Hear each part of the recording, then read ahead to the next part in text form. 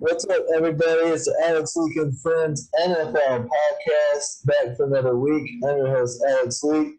We got Bret back on the show. It's good to have you back, Bret. Yeah, glad to be back on. How's it going, man? Doing good, and good to have Dustin back on as well, Dustin. Good to Yeah, have you. thanks for having me. Sorry about that. Yeah, no worries. This is the 2020 Conference Championship Round Recap. We didn't do one last week, so we'll briefly talk about the divisional round really quick. Let's look at it here. Divisional round. So Rams Packers wasn't all that close. Packers take that one 32-18. Nothing too surprising there. Rams struggled, and pretty much coming out of this, the Rams are talking about, Sean McVay's exit interview or post game interview was like, we're going to evaluate talent everywhere, and quarterback is no exception. Pretty much meaning that, the Rams are thinking about moving on from Jared Goff and getting somebody else. Bret, what do you think of the Rams talking about possibly moving on from Goff? You think it would be a good move? They've been stagnant offensively as of late, and it's stifled the defense a bit. I think they need some kind of change somewhere, and if they can have more of a, have more leadership at the quarterback position, somebody who can put them in a better position to win, then I think it's the right move. Yeah, and Goff's best years, his best performances was when he had the best running back in football behind him in Todd Gurley. And then when Gurley's knee started going and they moved on from Gurley, Goff hasn't been the same ever since. You agree, Dustin? Yeah, he's definitely fell off, and I think LA is going to move on from him and either try to get somebody in the draft or try to get one of these trades or a big free agent. There's a lot of talk about potential quarterbacks opening up. Who do you think would be a good fit with the Rams, Dustin? Me personally, honestly, I think Aaron Rodgers. Yeah, Aaron Rodgers would be perfect. Go back to California where he's from. And being a part of a, Sean McVay and a very smart offensive play caller. Yeah. I think the Niners and the Rams are possibilities. What do you think, Brad? Do you think Stafford could be a good fit with the Rams and McVay? I don't see why it wouldn't be a good fit. I just think that there's better suitors out there as far as Indy and San Francisco. LA, has a great defense. Obviously, that's something that Stafford's career has lacked in Detroit. But I think the more complete teams, the teams that are one piece away, specifically Indy, are the best destinations for that and San Francisco for Stafford. And LA perfect for Rodgers to go in there and be the veteran voice and be able to pick up where that defense is still going to be pretty tough. So that's something that Rodgers builds off of. Now let me throw a hypothetical at you. I know there'll be other pieces, a couple draft picks, stuff like that in there. How would you feel about a Lions-Rams Stafford for Jared Goff trade with other pieces added in? I don't think so. Yeah. At this point, Goff is a major question mark, I think. Yeah, and it's not something that, we already have too many question marks, especially going into the rebuild. If we're going to have a question mark, we need to have our own, and that's coming out of the draft. Yeah. And for the Lions, how would you feel? Are you interested in potentially trying to draft a quarterback in the first round? Maybe go after someone like Justin Fields or Trey Lance if they fall? Yeah. Or if we can somehow manage to trade up, and put ourselves in position for that. Yeah. That wouldn't be bad, but I think I don't know. If we can somehow pull something off to get maybe a veteran back or sign somebody for cheap, just to get us through maybe for the next year or two. We don't necessarily have to take a quarterback this next draft. So Yeah. they got to do it right.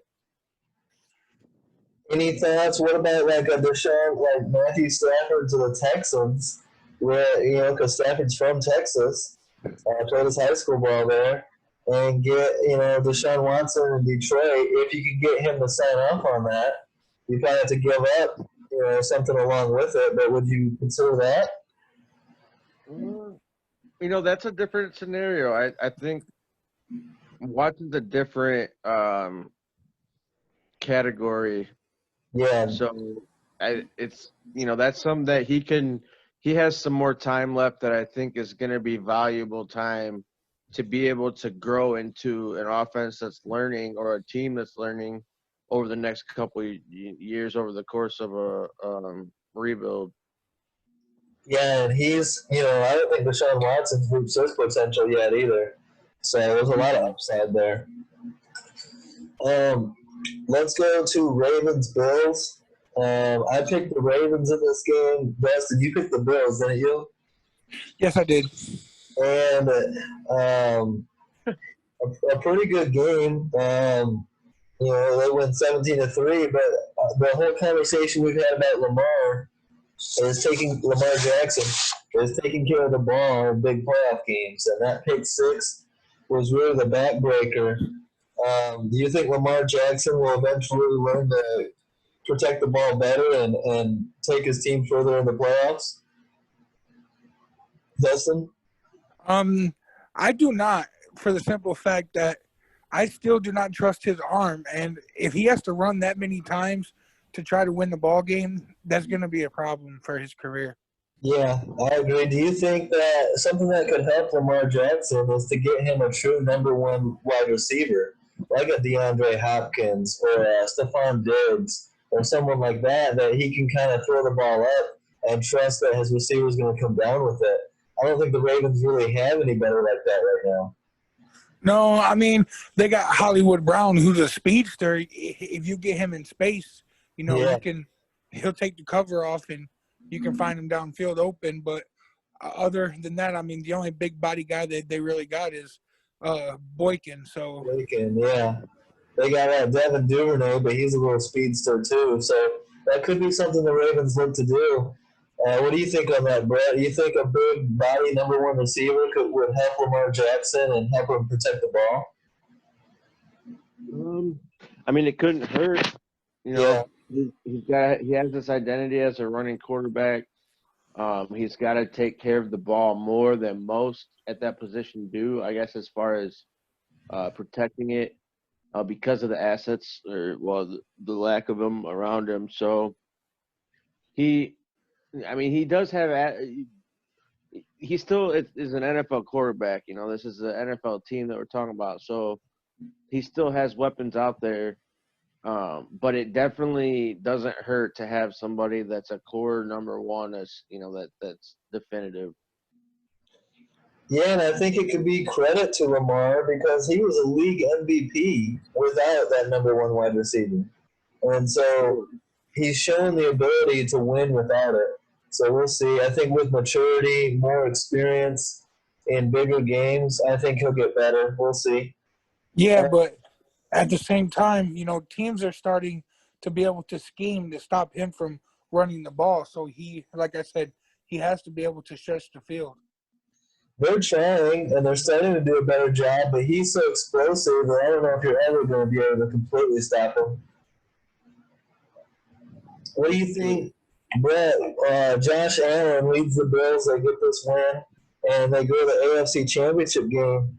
How impressed were you by Josh Allen leading the Bills to the AFC Championship game? First time since Jim Kelly, and it seems to be Stephon Diggs really giving him a much-needed boost this year. Yeah, it's something that we talked about early on about the Bills and whether, they were quiet. Like I said, they were going to be a quiet team in the AFC that was going to they were going to do what they had to do to be where everybody wanted to be, and they didn't need to, make noise doing it. They really didn't. Obviously with Kansas City over there in the AFC and that talks about Brady and Rodgers in the NFC.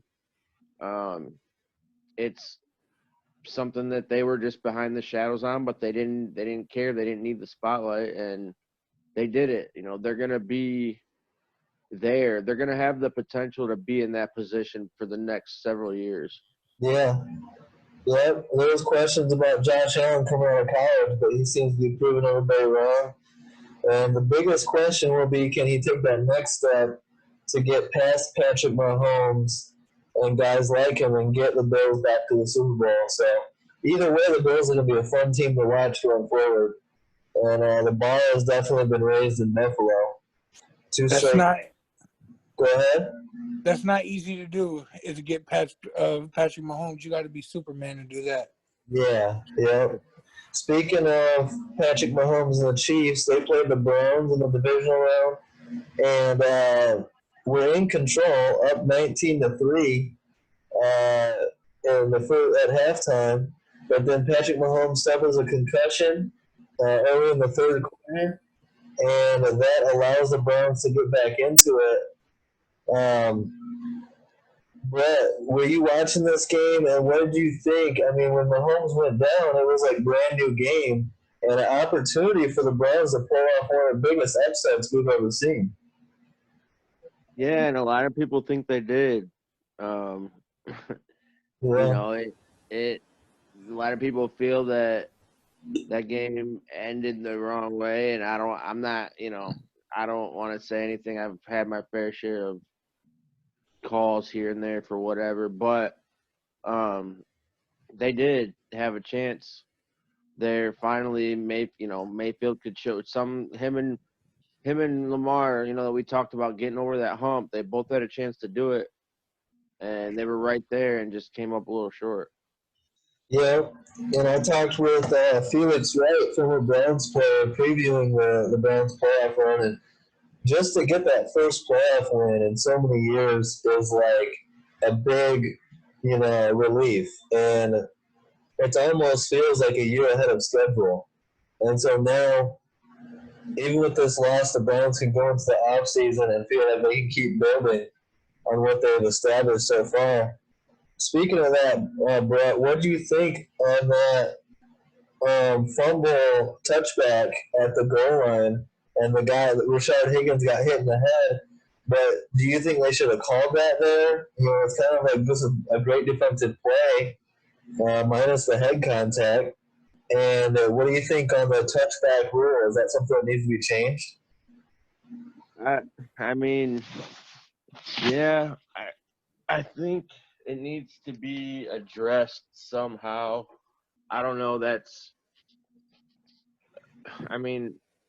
When you fumble the ball, I'm pretty sure when you fumble, elsewhere on the field, if it's forward, it gets taken back to the spot of the fumble. Yeah.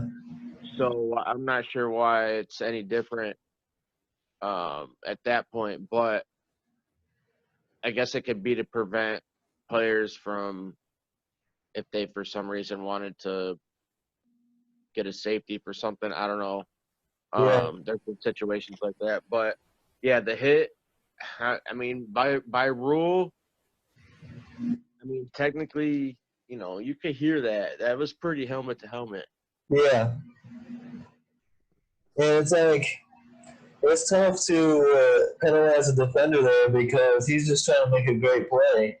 But, we've seen a lot of these plays throughout the playoffs where there is head contact, but it wasn't leading with the head. And so they're trying to figure out that language there.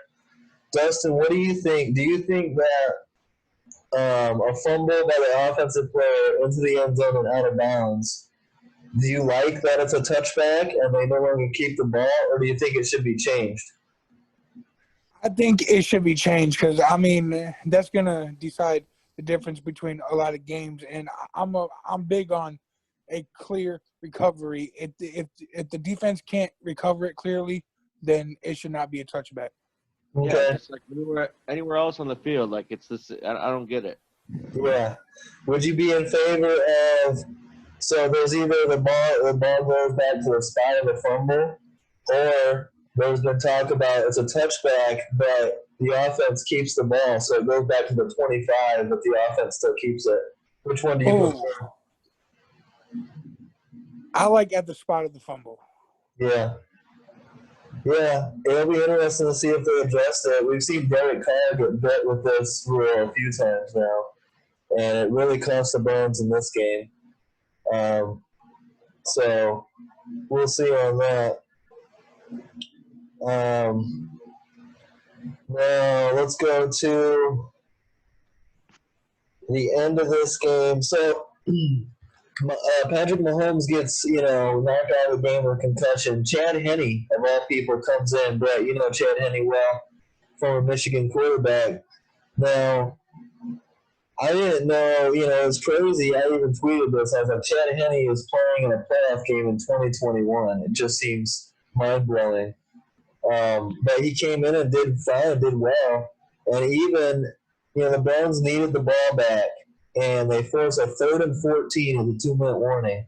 And you would think with Chad Henne, he just threw an interception in the drive previous. It's 3rd and 14. The Chiefs should just run a draw here, take time off the clock, and punt it back. Instead, they call a pass play. Henne, the pocket breaks down. Henne scrambles, nearly picks up the first down. On 3rd and 14, he goes for 13 yards. And then they go for it on 4th and inches and pick that up as well. I mean, at the end of the day, it feels like that's on the Cleveland Browns defense. Do you agree, Bret? Yeah, I mean, the defense, yeah, they had to come to play, and it came down to something that unfortunately was not in the hands of where you wanted to be. So, but at the same time, I don't know, they had more chances throughout the game. They, being down, what was it at half? 19-3. Yeah, so like that's another, a situation that you're not typically simulating that, because you're not, it's not something that you're obviously expecting yourself to be in. So you can't put yourself in those positions to have to put yourself in that position late in the game, like you just talked about. Yeah. I mean, I don't know. I just think the Browns, you have to make a stop there. It's 3rd and 14 with the backup quarterback. If it was Mahomes, Mahomes does incredible shit. I mean, you're not always going to stop it. So allow Chad Henne to scramble for 13 yards on 3rd and 14. You deserve to lose the game, in my opinion. What do you think, Dustin? You do deserve to lose the game. And the Browns, quite frankly, blew it because you should not let, like you said, Chad Henne, of all people, run 30 yards and make it 4th and 1. Hey, but at the same time, you have to give credit to Eric Bieniemy and Andy Reid. I mean, what a gutsy call, and that's just not the first gutsy call either. Oh, man. The balls of steel to make that call, because it's 4th and inches. If you don't get it, it's a turnover on downs right there. And you're in shotgun. You're in shotgun on 4th and inches. And it's not Patrick Mahomes. You're sending your backup quarterback out there. They must have a lot of trust in Chad Henne to make that play call there. But it works out. It sends them to the AFC Championship game, their 3rd straight one. With Mahomes in concussion protocol, it was a question mark to see if Mahomes would play in the AFC Championship game or not. And we'll get to that here coming up. But, yeah, I mean, great year for the Browns. I don't think they can complain too much about the outcome of the playoff game, but a hell of a year and something to build on for 2021. Let's go to Saints Bucks. So I posted a thing today. If you guys remember, when the Saints swept the Bucks week 9, I was saying I would put, I was all in on the Bucks. If they rematch in the playoffs, the Bucks will get that win. Do you guys remember that? Yes, I do. Yeah. And I didn't put any money down on it, but it worked out. I made my pick, Bucks, and it works out. It was a hell of a game. But the most important part, in my opinion, and why the Bucks are where they're at now, is their defense. Dustin, how impressed were you by the Bucks defense, not only against the Saints, but against the Packers as well? I was absolutely impressed. I mean, Breeze nor Rodgers they were under duress all game long. And Rodgers, I believe, was sacked 5 times again for the second straight time against Tampa Bay. Yeah. Yeah, and they're getting the Breeze as well. They're intercepting as well, not just the D line and the linebackers, but that young secondary balling out. Corner Sean Murphy Bunting with multiple interceptions in the playoffs. JPP. JPP getting it done. Shaq Barrett. In this game against the Saints, rookie safety Antoine Winfield Jr. with a huge forced fumble. I remember watching the game with you, Dustin, and the Saints are driving up 7, and you're like, if they get a touchdown here, this game might be over. And it was like the next play was when Winfield Jr. stripped that ball out, and the Bucs recovered a fumble, and that seemed to change the entire atmosphere of that game. Yeah, and not only that, but he stripped it from a veteran who's been in the league for a while. And Yes. Antoine Winfield Jr., that kid's going to be a star. Yeah. I wanted him in Chicago. We didn't draft him, but he, watching him at Minnesota and in the NFL's rookie year, you can tell he's going to be a star. He's just like his pops. So the Bucs advanced to take on the Packers in Lambeau. Bret, Drew Brees, a hell of a career, but this is looking like it might be his last game as a Saint. What are your thoughts on Brees? I mean, he was trying so hard, and you could argue should have had another Super Bowl appearance and a chance to win his second Super Bowl, but things just didn't go his way. But still a hell of a career for Drew Brees. Yeah. I think it was a real moment. Like, there was a picture on Twitter when he looked back. It said, every NFL fan cried when Drew Brees looked back for the last time. Yeah. So it's something, that it happens in sports, and it's unfortunate that it's coming to this, and it's going to be happening more often here over the next several years. Manning left and a little earlier, but it's going to be some of our favorites not going to be having them, but it's going to be a different look in the NFC. Yeah, a lot of moving parts. And what do you think on the Saints quarterback position? You think they should go get an upgrade, go get somebody else? Or do they run it back with Jameis Winston and Taysom Hill? I mean, why not? You've got Winston, who, he threw for the most interceptions, but he had the most touchdowns. Yeah. So he can do it. If you can, you got to fix. And it's not easy. You got to fix a certain, part of a player's just charisma. That's just who they are. It's a lot easier said than done. But if you can do that, give yourself some more possessions. They don't go, what were they, like 6 and 10 or something? Yeah. So, there's you turn the ball over 4 or 5 less times. That's 3 or 4 more wins possibly, and it's a huge difference at the end of the season.